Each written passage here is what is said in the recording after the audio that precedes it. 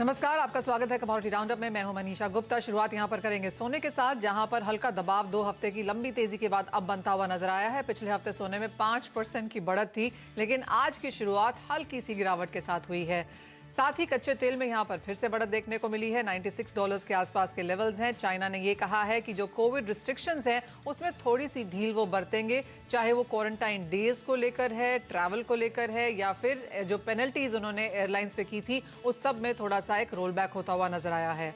बात करेंगे यहां पर दालों की, जहां पर पिछले हफ्ते काफी एक्शन होता हुआ नजर आया। यहां पर क्या नए क्यूज हैं, इन सब पर बात करने के लिए हमारे साथ आज हैं निर्मल बैंक कमोडिटीज के कुणाल शाह, एलकेपी सिक्योरिटीज के Jatin Trivedi, agri farmer and trade association के जनरल सेक्रेटरी सुनील बलदेवा भी जुड़ेंगे हमारे साथ। और एक्सक्लूसिव बात हम आज करेंगे हिंडाल्को इंडस्ट्रीज के एमडी सतीश पाइस से भी।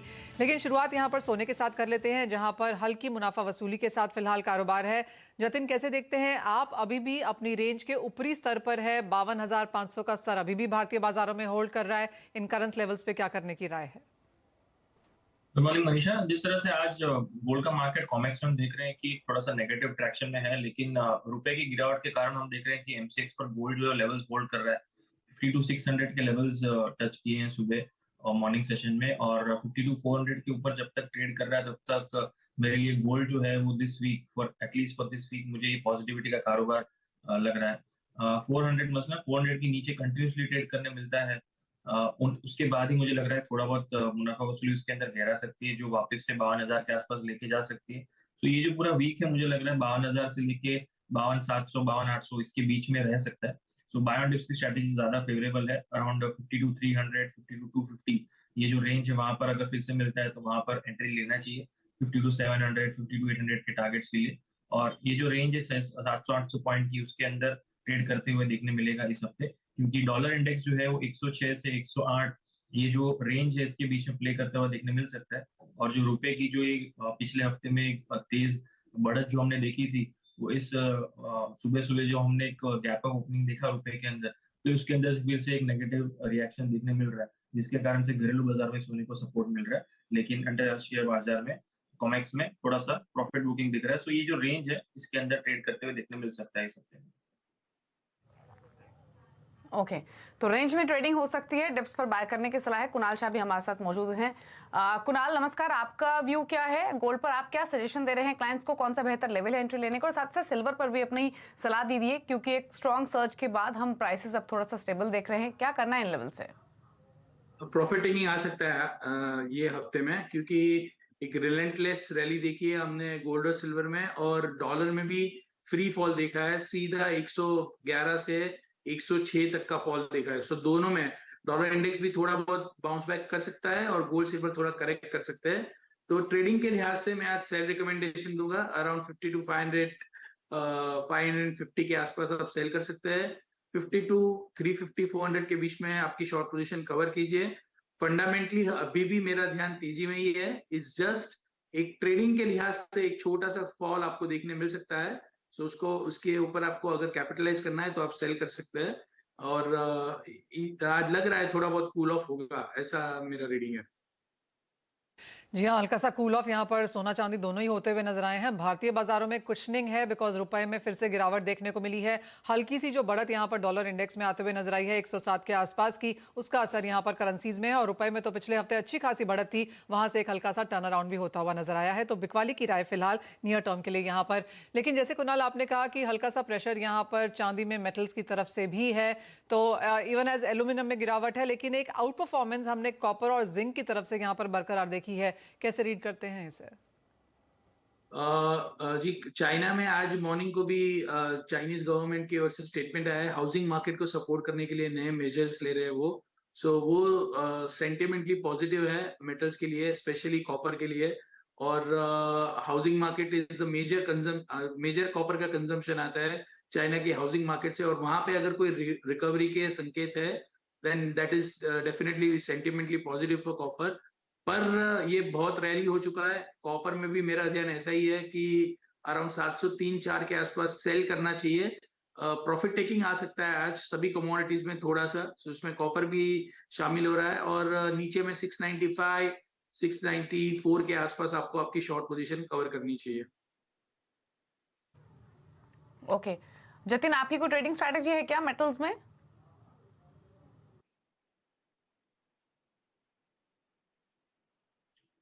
मेटल्स के अंदर देखने जाएंगे तो वॉलेटिलिटी जो है जरूर देखने मिलेगी, लेकिन कॉपर और जिंक जैसे कि सेल ऑन राइज की स्ट्रैटेजी जो है ज्यादा फेवरेबल रह सकती है, बिकॉज बाइंग साइड का जो मोमेंटम है वो काफी हद तक ओवर पोजिशनिंग है अभी एज ऑफ नाउ। जिस तरह से मार्केट ने रिएक्शन दिखाया था पिछले 2 हफ्ते में, एक अच्छी खासी बाइंग जो है ऑलरेडी हो चुकी है, प्राइसेस थोड़े ओवरबॉट है। ब्रॉडली ट्रेंड थोड़ा सा पॉजिटिव जरूर लग रहा है, लेकिन इस हफ्ते जो है ये डॉलर इंडेक्स की जो वॉलेटिलिटी है उसके पीछे कमोडिटी प्राइसेस के अंदर वॉलेटिलिटी रहेगी।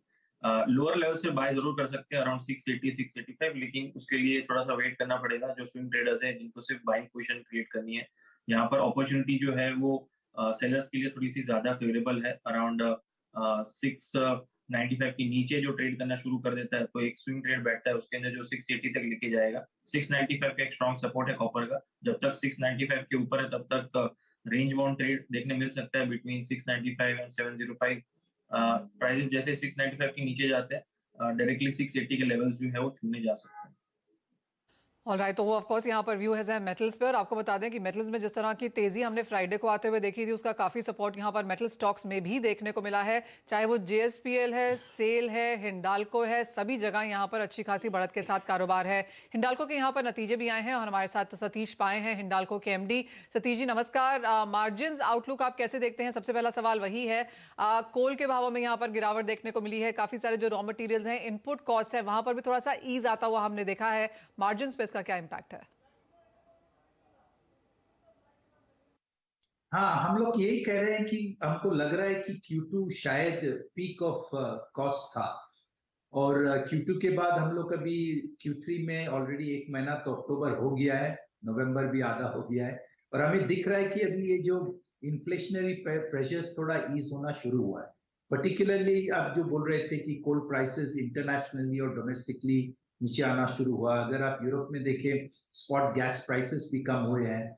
तो अगर ऐसे ही सिचुएशन चले तो हमारा Q3 एंड Q4 पे कॉस्ट प्रेशर्स तभी थोड़ा ईज होना शुरू होगा, एंड हमारे मार्जिन्स भी इम्प्रूव होंगे।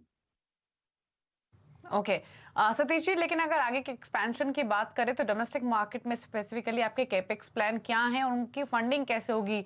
आप डेट लेंगे या इंटरनल अक्रूवल से आप उसकी फंडिंग करेंगे? हाँ, हमारा जो कैपेक्स हम लोग ने ऑलरेडी अनाउंस किया था, जो सिलवासा में एक्सट्रूजन प्लांट है वो दिसंबर में शुरू होगा। हीराकुड में हम लोग ने डाउनस्ट्रीम रोलिंग प्रोजेक्ट जो अनाउंस किया है वो भी ऑन ट्रैक है। तो इन शॉर्ट हम लोग ने जो प्रोजेक्ट्स और कैपेक्स अनाउंस किया था, we are going to continue with them, क्योंकि हमारा सोच है कि ये downturn is a temporary phenomena. Longer term aluminium और कॉपर का demand will be very strong. हमारा कैश पोजीशन इंडिया में काफी स्ट्रांग है, तो we will be sticking with our capex plans through this downturn in India. पर हम लोग we will make sure that we don't borrow and we keep our balance sheet very strong. तो ये commitment में we will stick to our capex plans. Alright, cost efficiency Indian markets में अच्छी खासी है, और जैसे सतीश जी कह भी रहे हैं कि आगे जाकर यहाँ पर कॉपर एल्यूमिनियम की डिमांड काफी बेहतर रह सकती है, तो वो सेक्टर सपोर्टिव भी है। सतीश जी बहुत शुक्रिया साथ जोड़ने के लिए। एंड क्लियरली स्टॉक रिएक्ट करता हुआ 4.5% की तेजी के साथ फिलहाल हिंडाल्को में यहाँ पर कारोबार। ये तो हुई मेटल्स की बात, लेकिन अब बात यहाँ पर करेंगे कच्चे तेल की, जहाँ पर आज फिर से इजाफा देखने को मिला है। थर्सडे फ्राइडे दोनों ही दिन यहाँ पर बढ़त थी, और मंडे की शुरुआत भी यहाँ पर 1-1.5% की तेजी के साथ हुई है। चीन का फैक्टर तो यहाँ पर कुनाल है ही, इसके साथ ही बाजार यहाँ पर बेहतर डिमांड की एक्सपेक्टेशन कर रहा है। ओपेक की कटौती नवंबर में यहाँ पर शुरू हो चुकी है। ज्यादातर फैक्टर्स यहाँ पर सपोर्टिव हैं। जी हाँ मनीषा जी, एक फैक्टर जो मेजर अभी फिलहाल पेंडिंग है वो मार्केट में है, रशिया के ऊपर जो प्राइस कैप लगने वाला है। सो अभी तक कोई खुलासा नहीं आया है कैसे ये वर्कआउट होने वाला है। ये एक ही नेगेटिव फैक्टर है ऑयल के लिए, बाकी सब फैक्टर पॉइंट आउट कर रहे हैं ऑयल के प्राइसेस ऊपर जाने चाहिए। डिमांड अच्छी रहेगी चाइना से, और ऑलरेडी 2 मिलियन बैरल का प्रोडक्शन कट चालू है। सो मैं बाइंग करना ही प्रेफर करूंगा ऑयल में। 7150 के आसपास आप बाय कर सकते हैं 7060 के स्टॉप लॉस के साथ। ऊपर में 70 to 90 7300 के लेवल्स आपको क्रूड ट्रेड करता हुआ दिखा सकता है। जतिन, नेचुरल गैस पर क्या व्यू रहेगा? 3.5-4% के उछाल के साथ ट्रेडिंग हो रही है आज 492 के लेवल्स पर। नेचुरल गैस के प्राइसेस वोलेटाइल है लेकिन रेंज में है। जिस तरह से मार्केट रिएक्शन दे रहा है विंटर सेशन के अपडेट्स के लिए, जैसे जैसे मार्केट रिएक्शन दे रहा है प्राइस वोलेटिलिटी जो है और बढ़ती हुई देखने मिल रही है। मुझे लग रहा है 500 और 480 ये जो रेंज है इसके अंदर प्ले करते हुए देखने मिलेगा कंटिन्यूअसली। जैसे ही 500 के ऊपर क्लोजिंग देना शुरू करता है, ट्रेड करना शुरू करता है, उसके बाद एक स्विंग उसके अंदर मूवमेंट आ सकती है। टेक्निकली जो चार्ट्स में है ये रेंज जो है आइदर साइड ब्रेक कर सकती है, सो स्ट्रिक्टली स्टॉप लॉस के साथ ट्रेड करना है, पहले ही बता रहा। 500 के ऊपर बाय करना है, 500 के लेवल्स ब्रीच करते हैं उसके बाद स्टॉप लॉस जो है वो 485 का रखना है और हायर साइड में 525 530 के टारगेट्स के लिए बाय करके चलना है 500 के ऊपर जब प्राइसेस ब्रीच होते हैं उसके बाद। राइट, बाइंग रिकमेंडेशंस यहाँ पर कच्चे तेल और नेचुरल गैस दोनों में ही। नेचुरल गैस में तो अच्छा खासा उछाल भी है, करीब करीब 3.5-4% की तेजी के साथ फिलहाल वहां पर कारोबार। एक ब्रेक के लिए रुकेंगे। जतिन, बहुत शुक्रिया हमारे साथ आज जुड़ने के लिए। ब्रेक के बाद जब लौटेंगे तो बात करेंगे एग्रीकल्चर कमोडिटीज की। दालों पर तो फोकस रहेगा ही, साथ ही साथ कॉटन में जो तेजी है और गुआर में जो बढ़त है उस पर क्या करें आप बताएंगे आपको।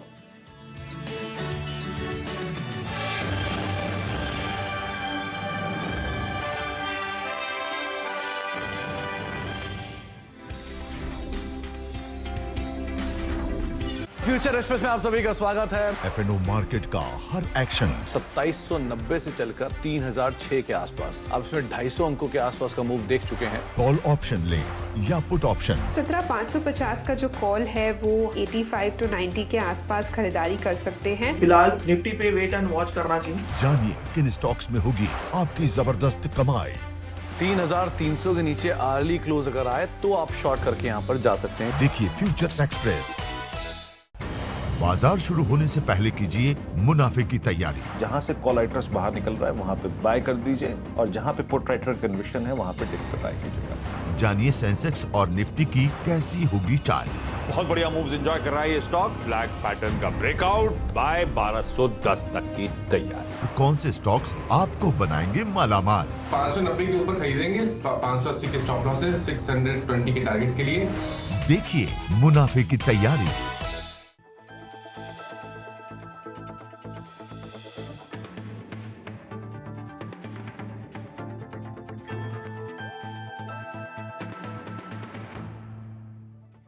टैक्स बचाने का हो टेंशन या फिर पेचीदे टैक्स नियमों की उलझन, अटका हो रिफंड या मुश्किल में फंसा हो आपका रिटर्न, हर मुश्किल सवाल का आसान जवाब है टैक्स गुरु, जहां आप ना सिर्फ अपना टैक्स बचाते हैं बल्कि हम टैक्स की उलझनों को सुलझाने के गुर भी आपको सिखाते हैं। नमस्कार, मैं हूं लक्ष्मण राय और आज आपके सवालों का जवाब देने के लिए हमारे साथ हैं जाने माने टैक्स एक्सपर्ट शरद कोहली साहब। सर, आपका स्वागत है CNBC आवाज में। हमने देखा है कि विदेश में रहने वाले भारतीय अपने घर पे परिवार को, माता पिता को पैसे भेजते रहें, लेकिन इन दिनों विदेश में पैसा भेजने का चलन बढ़ता जा रहा है। अगर रिजर्व बैंक के आंकड़ों को देखें तो पिछले 8 साल में बाहर भेजे जाने वाली रकम में करीब 280% से भी ज्यादा की बढ़ोतरी हुई है। अब सवाल उठता है कि जो लोग बाहर पैसा भेजते हैं क्या उनको भी टैक्स देना पड़ता है? कोहली साहब, सवाल जायज है कि नहीं? बिल्कुल जायज है। और लक्ष्मण, पैसा लिबरलाइज रेमिटेंस स्कीम जो चलती है 2.5 लाख जो 2020 में शुरू की गई थी। जी हाँ, प्रति भारतीय ने, स्कीम तो पहले से है, उसकी लिमिट चेंज की गई। प्रति भारतीय प्रति वर्ष आप $2.5 लाख तक एक साल में भेज सकते हो। लोग इसका भरपूर फायदा उठा रहे हैं, पढ़ाई लिखाई के लिए, लोन लेने के लिए, निवेश करने, लोन देने के लिए, निवेश करने के लिए, वगैरह वगैरह। तो देखिए, आप जब पैसा भेजते हैं तो 7 लाख रुपए, लक्ष्मण एक लिमिट नोट कर लीजिए, अगर 7 लाख रुपए से ऊपर की रकम बन रही है, और ये लक्ष्मण इंटरेस्टिंग बात है, 7 लाख जब तय की गई थी $10,000 जब रुपया $70 पे होता था, ये तब तय गई, पर अब लिमिट अभी भी 7 लाख है। तो अगर 7 लाख से ऊपर आप जाते हैं, इफेक्टिवली लिमिट कम हो गई है। हाँ, इफेक्टिवली देखा जाए तो बिल्कुल कम हो गई है। तो अगर आप 7 लाख से ऊपर जाते हैं तो उससे ऊपर जो भी अमाउंट होगा उस पे बैंक आपसे 5% TCS, tax collected at source, आपसे ले लेगा। और अगर आपके पास मान लीजिए लोन दे रहे हैं, आप कहीं लोन की एजुकेशन लोन लिया हुआ है, उसकी रीपेमेंट कर रहे हैं, तो 0.5% आपसे ये tax collected at source leviable उस अमाउंट पर होगा। तो ये जो अब TCS की बात करें तो मेरे मन में सवाल आया, कई बार हम लोग TCS यहाँ कटता है भारत में, तो अलग अलग तरीके से इसको हम लोग क्रेडिट ले सकते हैं। तो क्या बाहर जो पैसा भेजने पे TCS कटता है उसमें भी क्रेडिट लेने की सुविधा है? जी हाँ, बिल्कुल। ये जो TCS है ये बैंक आपसे कलेक्ट करा के आप ही के पैन नंबर में, आप ही के अकाउंट में जमा कराएगा और बकायदा आप इसका 26A में जैसे आप TDS का क्रेडिट लेते हैं वैसे ही आप TCS का क्रेडिट लेंगे। मतलब ये है कि पेमेंट कहीं जा नहीं रही है, कोई टैक्स आप पे नहीं कर रहे। एक सिर्फ मॉनिटरिंग के लिए आपसे बिल्कुल बिल्कुल आपने बिल्कुल नब्ज पे हाथ रख दिया। बिल्कुल उसको ट्रैक रखने के लिए ये आपके अकाउंट में जमा होगा। बाद में जब आप अपने रिटर्न फाइल करेंगे इस टैक्स का आप बाकायदा क्रेडिट ले सकते हैं। हालांकि इसमें एक दो सवाल मैं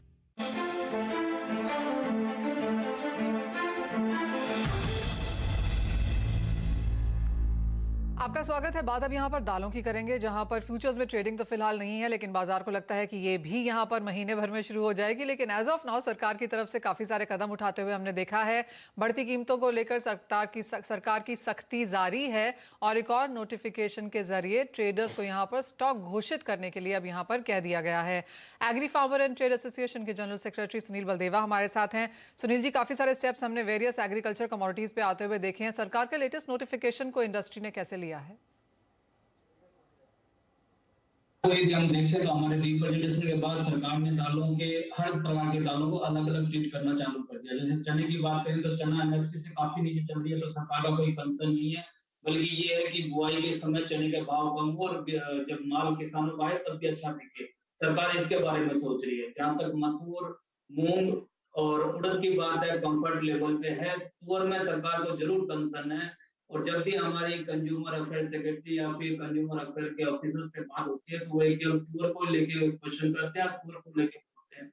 और इसीलिए मैंने आपके चैनल के थ्रू भी और हर बार भी ट्रेडर और मिलर को भी यही निवेदन किया था कि हर बार अपना स्टॉक जो है आप देवें। यदि आप स्टॉक देंगे तो सरकार कोई एक्शन नहीं लेगी, नहीं तो सरकार एक्शन ले लेगी। जो 7 तारीख के लेटर पे हमें देख रहे हैं कि सरकार ने स्टेट को बोल दिया है कि एक नोडल ऑफिसर नियुक्त करें ताकि इन्फोर्समेंट किया जाए स्टॉक को डिस्क्लोज करने के लिए। तो इसकी जरूरत हमें नहीं देनी चाहिए थी सरकार को, फिर भी अभी हमारे पास वक्त है। सभी को थोड़ा सा, ठीक है हम लोग ज्यादा ट्रेडर जो है ज्यादा उसके टेक्निकल एजुकेटेड नहीं है, लेकिन फिर भी हमें कोशिश करके सरकार के वेबसाइट में जाके छोटे छोटे मिलर और छोटे छोटे ट्रेडर है उनको भी स्टॉक देना चाहिए। ये मैं आपके माध्यम से अपील करना चाहूंगा। जहां तक ये बात है कि सरकार, मैं फिर कहूंगा कि सरकार ने केवल पुअर को लेकर कंसर्न है, इसके लिए हम लोग इसको सपोर्ट करें ज्यादा बेटर है, नहीं कि क्वेश्चन उठाएं। जी, इनफैक्ट सुनील जी, पहले भी सरकार ने इस तरीके के कदम उठाए थे। हमने अगस्त में भी देखा था जब प्राइसेस तुअर के बढ़ना शुरू हुए थे, तब भी इसी तरीके का डिसीजन गवर्नमेंट ने लिया था। लेकिन अगर मौजूदा स्थिति की बात करें, ओवरऑल पल्सेस की अवेलेबिलिटी की बात करें, तो क्या सिचुएशन है और बफर स्टॉक की स्थिति आपके हिसाब से क्या हो सकती है फिलहाल? बोला चना सरकार के पास बहुत है, MSP से नीचे बिक रहा है। मसूर जो है वो कनाडा और ऑस्ट्रेलिया में फसल ठीक है और माल भी अगले महीने आना चालू हो जाएगा, इंपोर्ट होना, तो मुझे लगता है उसकी भी अवेलेबिलिटी ठीक रहेगी।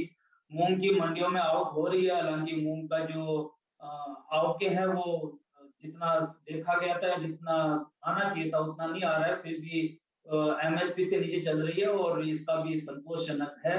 उड़द भी संतोषजनक स्थिति है। तो मुझे लगता है तुअर को लेके ज्यादा सभी चीजों में संतोषजनक स्थिति है, लेकिन तुअर में एक अच्छी बात है कि करीबन 5 से 6 वेसल नवंबर मंथ में निकलने की आशा है और उसके बाद दिसंबर में भी 5 या 6 वेसल आ जाएंगे। तो करीबन 2.5 लाख टन तुअर जो है वो अफ्रीका देशों से आ रही है, तो ये एक काफी भाव में रिलीफ देगा, ऐसा मेरा मानना है। काफी सारी दालें यहाँ पर MSP के नीचे हैं, तो प्रोक्योरमेंट को लेकर एज ऑफ नाउ क्या सिनेरियो है? और जैसे बात भी हो रही है कि 43-44 लाख टन जैसा फिलहाल बफर स्टॉक है यहाँ पर सरकार के पास दालों को लेकर। सरकार की तरफ से ऐसी हमने स्टेटमेंट्स भी आते हुए देखे हैं कि कोई बहुत बड़ी चिंता की बात नहीं है। तो आगे जाके स्पेशली इस क्वार्टर के लिए, साल के अंत तक किस तरह की अवेलेबिलिटी और किस तरह के भाव देखेंगे आप? जहाँ तक सरकार के बफर स्टॉक की बात करें, 44 लाख टन में 28 लाख टन चना ही है, सबसे बड़ी क्वांटिटी चने की है। दूसरी नंबर क्वांटिटी जो है वो मूंग की है। तुअर, मसूर और उड़द अभी तक सरकार के पास कम है, हालांकि उड़द का प्रोक्योरमेंट चल रहा है। तुअर का जब अगले महीने से अराइवल चालू हो जाएगी और सरकार इंपोर्टेड तुअर भी खरीद रही है, तो मुझे लगता है कि इसकी भी एक बफर स्टॉक अच्छी खासी मात्रा में हो जाएगी। सरकार ये चाहती है कि तुअर और उड़द और मूंग इनके पास हमेशा 3 से 4 लाख टन रहे, जिसमें तुअर और उड़द की अभी क्वांटिटी कम है। तो मुझे लगता है कि सरकार के पास जब सफिशिएंट क्वांटिटी आ जाएगी तो सरकार थोड़ी सी इसमें एक अच्छी स्थिति में आ जाएगी। जहां तक आपने बात करी कि दूसरा क्वेश्चन क्या था मनीषा जी आपका? पूछ रही थी कि इस क्वार्टर के लिए अब कैसी अवेलेबिलिटी और कैसे भाव बनता हुआ देखेंगे आप?